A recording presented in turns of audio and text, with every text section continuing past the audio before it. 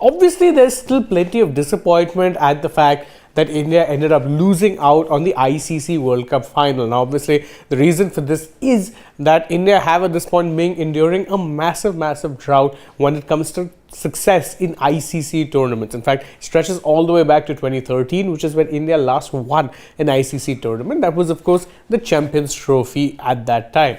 However, since then, there's been a drought, and naturally now that this World Cup too has ended in heartbreak, there are plenty of questions swirling, and one of them in particular seems to be about what exactly is the way forward. Rohit Sharma is definitely not a long-term captaincy option. He never was, despite the fact that when he got given the role, many felt it was long overdue. But even then, age was definitely not on his side, and given the fact that the next ODI World Cup will be taking place in 4 years' time, seems very unlikely that Rohit Sharma will be around to lead the side at that point in time. So there are a lot of questions that are swirling not only on Rohit's future, but also more importantly, the nature of his successor, as well as the, let's say, way forward in both formats, not just ODIs and T20Is. So in this video, quoting a few news reports that have been doing the rounds in this time, we'll be taking a look at what exactly are the reported lines that will be going around when it comes to all of these trains of thought. So Rohit's future, the identity of his successor, and the way forward for the team as a whole, that doesn't necessarily mean captain centric. So first off, with Rohit Sharma's future. Now, it is worth noting that Rohit Sharma has been one of those few players who's not necessarily been in the scheme of things when it comes to T20Is, and according to a report, he's actually okay with that. So he's okay with the fact that he's no longer considered for T20Is, but as of now, there is no certainty over, whether or not he will be persisted with as a captain in the future. And as a captain, I mean an ODI captain, because the main focus for Rohit at this point in time is the World Test Championship cycle. Now, you remember 23 was, of course, when the last World Test Championship final took place. It was earlier this year. That means that the next final takes place in about 2 years' time, because every cycle goes on 2 years. And Rohit, despite whatever mixed fortunes he may have had in T20I cricket, remains one of the best batters that the team has in Test cricket. And it would be unfair to hold the WTC failure against him, at least as a batter, because his batting, generally speaking, has been top-notch in the longest format of the game. So his focus right now is on the WTC, but there is no clarity yet as to whether or not he will be allowed to lead the ODI side, because again, if we're talking about the World Test Championship final in 2025, then there's also the Champions Trophy, which is of course going to be an ODI tournament. But right now, there is no certainty about the role or the route that they are going with that when it comes to captaincy. But what about, let's say, T20Is? Because again, T20Is, as things stand, there is, a definite renewed focus on, let's say, moving on from the past. And according to reports, that is in fact going to be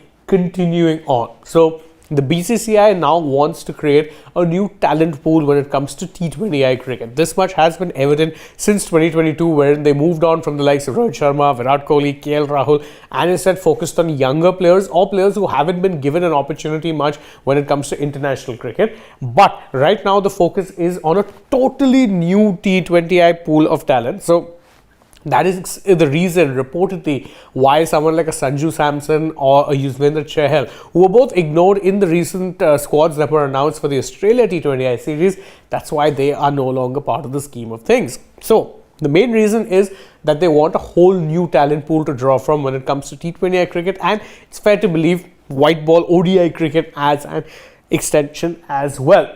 That being said, and this has been evident, which is why you've not only seen a lot of new players come in, but also a new captain in Hardik Pandya, which means that if you're thinking about replacing your existing ODI captain, then maybe it just makes sense to replace him with your T20I captain, right?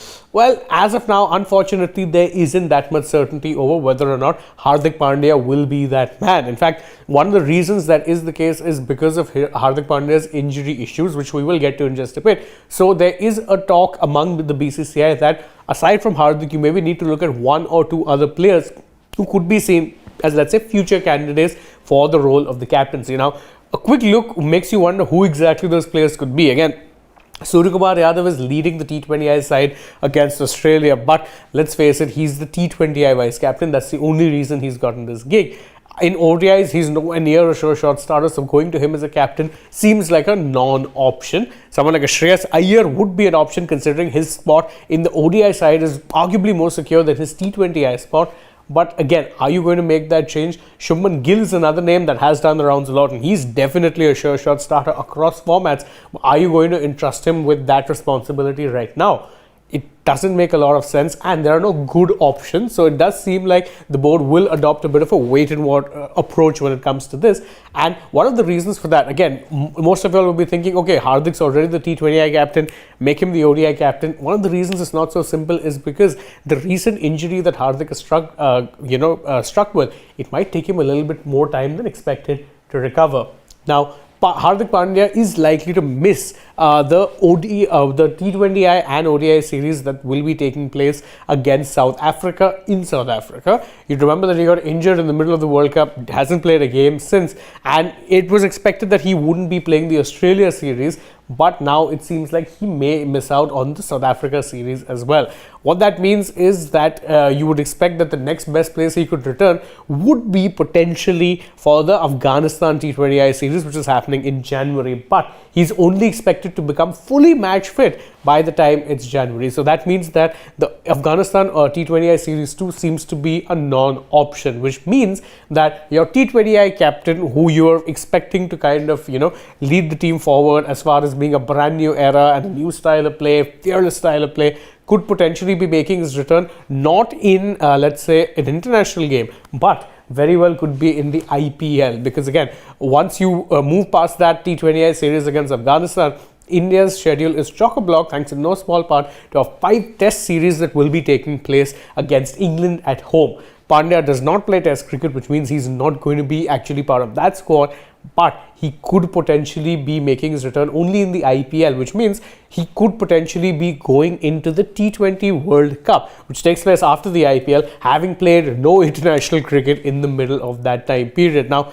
it is of course unfortunate because again, no one would have accounted for Pandya being injured in this way, but it does also shed a little bit of light as to why it is that the BCCI are reluctant to name him the ODI captain as of now. Pandya is not injury prone as such. He's not someone who spends long times, on the shelf, or has had multiple injuries in the same area. But with Pandya, what you do tend to get is that when he does get injured, more often than not, it tends to be for long terms. You remember in 2021 when he was taken to the T20 World Cup as just a batter.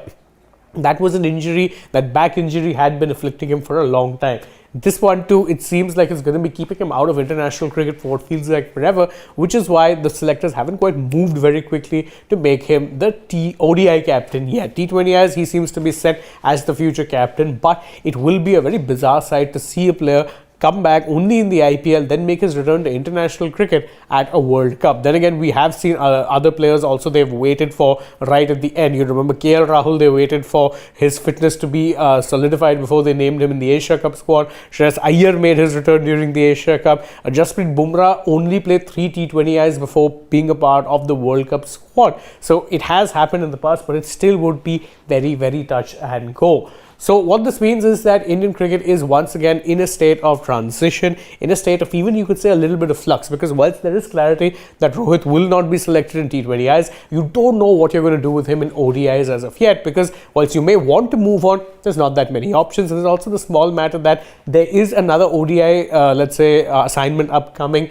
in the 2025 Champions Trophy, but you're not playing that many ODIs during that time period either. So what exactly are you going to do? Are you going to stick or are you going to twist? We don't know. If they do in fact twist and get rid of Rohit, who are the options? You don't have any. What we do know is that Rohit will be in contention for Test. So that is a lot of information, and again, it's very conflicting. It's very, very confusing because again, there's no real simple answer yet, or at least there's been no simple answer yet deciphered by the BCCI. But as and when they happen, you know the place that you'll get to know about all of them. It's right over here at Sports Today. So if you haven't, you can go ahead and subscribe to our channel and tap the bell icon as well. And if you enjoyed this video, please don't forget to like it and share it with your friends and leave us a comment. What are your thoughts on these entire multiple matters? Also, you can go ahead and follow us on social media. We're on Instagram, Twitter, Facebook. Don't forget to download the SportsTech app, and if you're already on the channel, go ahead, check out some other videos we posted through the day, and stay tuned, lots more coming your way. For now though, from my side, it's goodbye.